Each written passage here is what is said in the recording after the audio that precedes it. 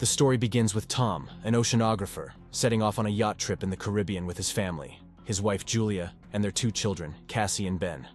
While Tom and Ben are busy fishing, and Cassie is absorbed in her gadget, Julia decides to go for a swim. As she enjoys the water, a sudden sense of unease washes over her. She looks around, but the sea is calm, still. She feels as though something large and dangerous is circling nearby. At the same time, the yacht's instruments start acting strangely, but Tom, preoccupied with fishing, doesn't notice. Julia's anxiety worsens, and suddenly, she begins to drown. She screams for help, but her family doesn't hear her. The water seems to pull her further from the yacht. Finally, Tom hears her cries and rushes to the helm. He quickly steers the yacht toward Julia and dives into the water to save her. With the children's help, they pull her aboard and manage to revive her. Tom is frustrated, reminding Julia of the family rule: always notify others before swimming. Julia apologizes, and soon the incident is forgotten, as the family has something to celebrate. It's Ben's 13th birthday. Tom lights the candles on Ben's cake, and everyone gathers around to congratulate him. As gifts are exchanged and Cassie snaps a group photo, her boyfriend calls. They chat briefly, but Cassie grows worried when he mentions a storm brewing in the distance. He reassures her that he's safe, but their connection cuts off suddenly. Just then, the family feels the yacht jolt violently. Rushing to the deck, they see massive whale carcasses surfacing around them, pushing against the yacht. Tom explains that sometimes whales get disoriented during storms, but this feels more dangerous. He dives into the water to investigate and returns with a shoulder injury, having cut himself on the propeller. Julia stitches up the wound as Tom explains that the yacht's shafts are damaged, likely by a whale's tail strike, making it hard for them to sail away. Later, Cassie tries to get a signal on the radio, but there's nothing. With no outside communication, Tom calculates their supplies. They have enough water for 4 days, but they're on a shipping route, so he hopes someone will find them. Just then, ominous noises echo from outside. The family steps onto the deck and sees glowing objects falling from the sky. The objects grow closer and closer until Tom, taking a risk, starts the engine. He manages to steer the yacht away from the falling meteorites, but the engine gives out. One satellite crashes so close to them that the family sees it's an artificial Earth satellite. A powerful wind picks up, and the yacht is tossed by violent waves. Instruments go haywire as the family scrambles to put on life jackets. They brace themselves for the worst, but then a strange ringing fills the air, causing them nausea and nosebleeds. Tom tries to signal for help with a flare gun, but it's no use. The family barely survives the night. In the morning, they're shocked to find themselves alive, but there's a massive hole in the side of the yacht. Even more surprising, the ocean has disappeared. Their yacht now sits on a rocky outcrop in the middle of a desert where the sea used to be. Tom takes measurements and discovers that the Earth's poles have shifted. This means the sea has retreated, possibly wiping out humanity in the process. Cassie is overwhelmed by the revelation and isolates herself in the cabin. Julia inventories their remaining supplies, while Ben releases a bunch of colorful balloons, hoping to signal other survivors. While sending out distress signals, Tom unexpectedly receives a response. It's from Nato, the captain of a small submersible. He explains that they were deep underwater when the catastrophe struck, which is why they survived. However, all communication systems have failed, and help is unlikely to arrive soon. According to Nato, the sea will return in about a week, and it won't be gentle. He advises them to find higher ground.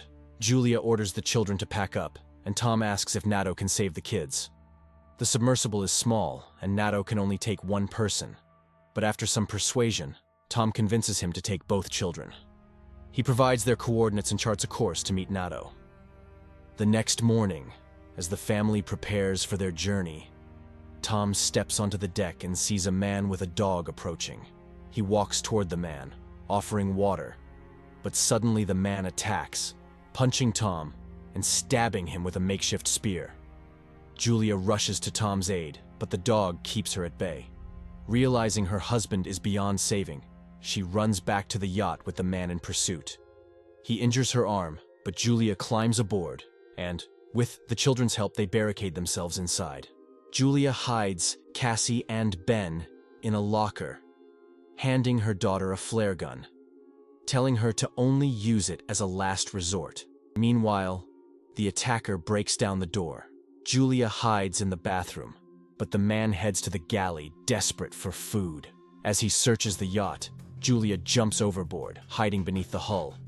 The dog discovers her, forcing Julia to kill it. Hearing the commotion, the man rushes out and finds the dog's body. But Julia sneaks back aboard through a porthole. The man catches her, beats her, and attempts to strangle her. Cassie, realizing it's their last chance, shoots the flare gun. The shot knocks the man back, but the flare sets the yacht on fire. Julia orders the children to flee. Grabbing their packed bags, she jumps overboard. As the yacht burns behind them, they find Tom's lifeless body. Cassie collapses in grief, while Julia kisses her husband goodbye. Spotting the killer escaping the burning yacht, Julia urges the children to flee. The family runs across the desert and takes shelter in a rocky canyon with a stream, but the water is salty and undrinkable. Cassie shares their remaining water with Ben, but he refuses, blaming himself for the killer's appearance, thinking the balloons gave them away. Julia comforts her children, reminding them it wasn't Ben's fault. She encourages them to stay strong, knowing a long journey lies ahead. But as they continue onward, Julia spots the killer still following them. Later, they come across the carcass of a hammerhead shark. Ben attempts to butcher it for food, but Julia spots the killer again and orders them to run. They stumble into a field littered with toxic waste barrels, remnants of the flooded ocean, but have no choice but to push through, knowing their pursuer is closing in. They walk along the former ocean floor, now a wasteland of plastic and human trash. Julia notices Ben is dehydrated and gives him the last of their water. Cassie has a breakdown, convinced they won't survive. But Julia, determined, commands them to keep moving. Eventually, they find the fuselage of a plane that crashed into the sea long ago and crawl inside to rest. Inside, Julia looks at the last photo of their family together and tells the children the story of how she first met Tom at her hospital, where he was brought in with decompression sickness after a failed dive. The children break down in tears, remembering their father and saying their final goodbyes. That night, Cassie is awakened by a noise and steps outside to sit near the plane.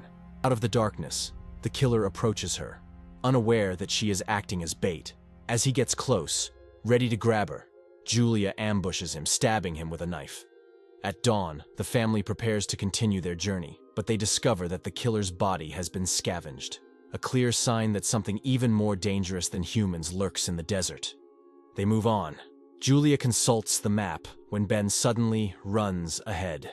Julia shouts for him to stop, but the boy rushes toward a salty puddle and drinks a few gulps. Julia drags him away, but Ben soon falls ill. They come across some plastic chairs and use them to build a makeshift shelter from the sun, resting inside it. Suddenly, Julia hears strange sounds. She steps outside and, realizing the new danger, wakes the children. They begin running and soon spot a large ship in the distance, surrounded by crashed containers and a few wandering people. Julia calls out to them for help, but the people, seeing thousands of giant crabs approaching, rush into a container and lock the doors, ignoring her pleas. Julia, Cassie, and Ben climb onto a nearby container. The crabs manage to wound Julia in the leg, but they stay on top, watching in horror as the crabs break through a crack in the doors, killing everyone inside despite their efforts to defend themselves.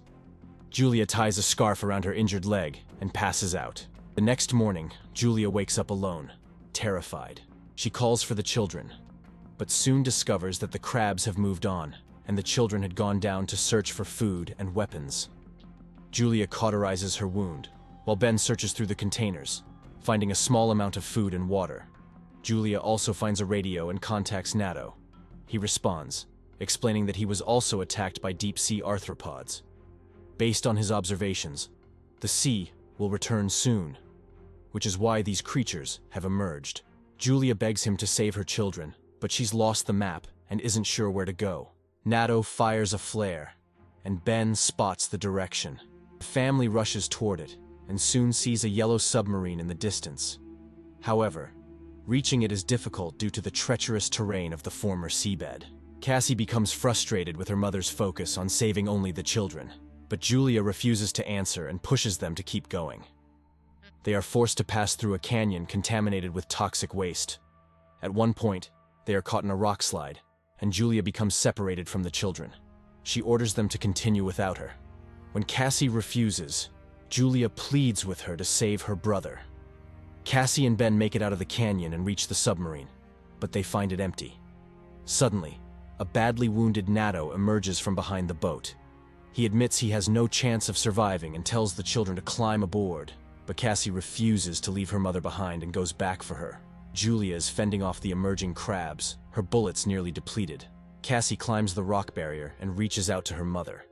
They manage to make it back to the submarine just as the crabs overrun Nato, killing him in their claws. The family climbs aboard the submarine just as a massive ocean wave appears on the horizon. The water lifts the submarine and drags it across the rocky seabed. As the wave crashes, Julia's mind flashes back to everything that has happened over the past few days, and she passes out. When she awakens, the submarine is at a standstill.